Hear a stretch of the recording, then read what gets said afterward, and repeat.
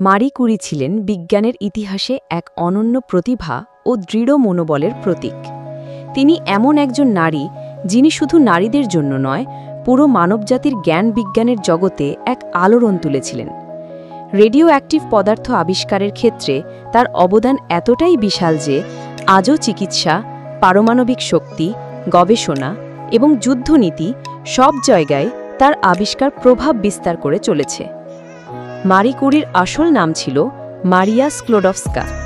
তিনি 1867 সালের 7 নভেম্বর পোল্যান্ডের ওয়ার্সো শহরে জন্মগ্রহণ করেন। তার বাবা মা দুজনই শিক্ষক ছিলেন এবং ছোটবেলা থেকেই মারি বিদ্যা শিক্ষার প্রতি খুব আগ্রহী ছিলেন।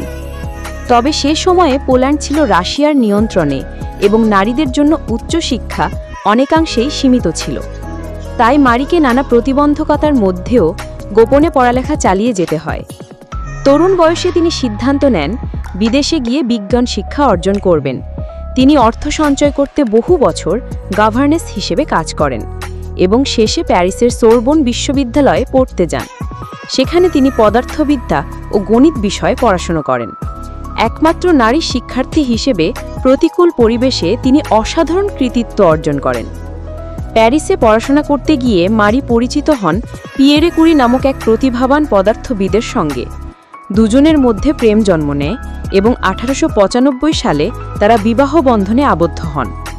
এই দম্পতি একসঙ্গে গবেষণার কাজে মনোনিবেশ করেন এবং শীঘ্রই তারা বৈজ্ঞানিক জগতে নাম করতে শুরু করেন। 1896 সালে ফরাসি পদার্থবিদ আঁরি বেকেরেল ইউরেনিয়ামের এক বিস্ময়কর বৈশিষ্ট্য আবিষ্কার করেন।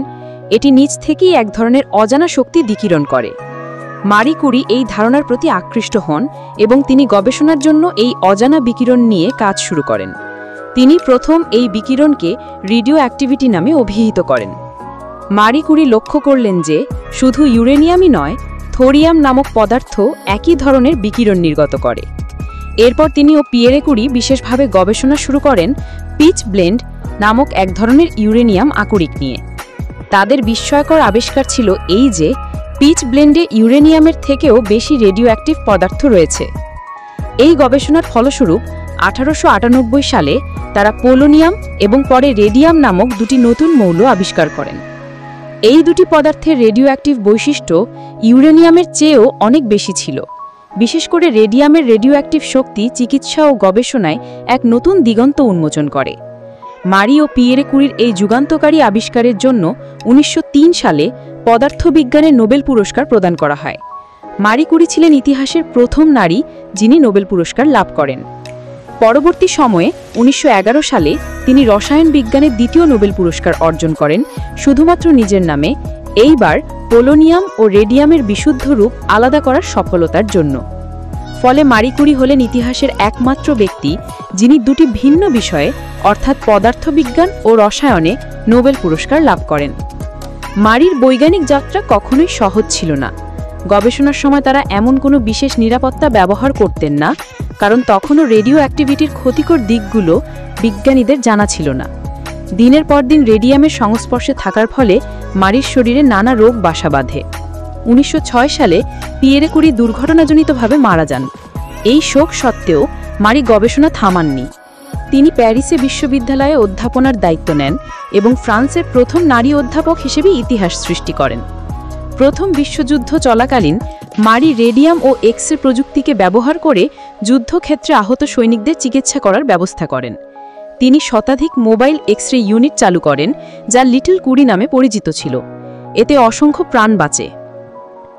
তিনি শুধু বিজ্ঞান গবেষণাই করেননি, বরং তার আবিষ্কার বাস্তব জীবনে মানুষের জন্য উপকারীভাবে কিভাবে কাজে লাগানো যায় সেই দিকে মনোযোগ দিয়েছেন। দীর্ঘদিন রেডিও অ্যাক্টিভ পদার্থের সংস্পর্শে থাকার কারণে মারি কুরির শরীরে ধীরে ধীরে নানা জটিল রোগ দেখা দেয়। তিনি 1934 সালের 4 জুলাই ফ্রান্সের একটি স্যানিটোরিয়ামে অ্যাপ্লাস্টিক অ্যানিমিয়া রোগে আক্রান্ত হয়ে মারা যান।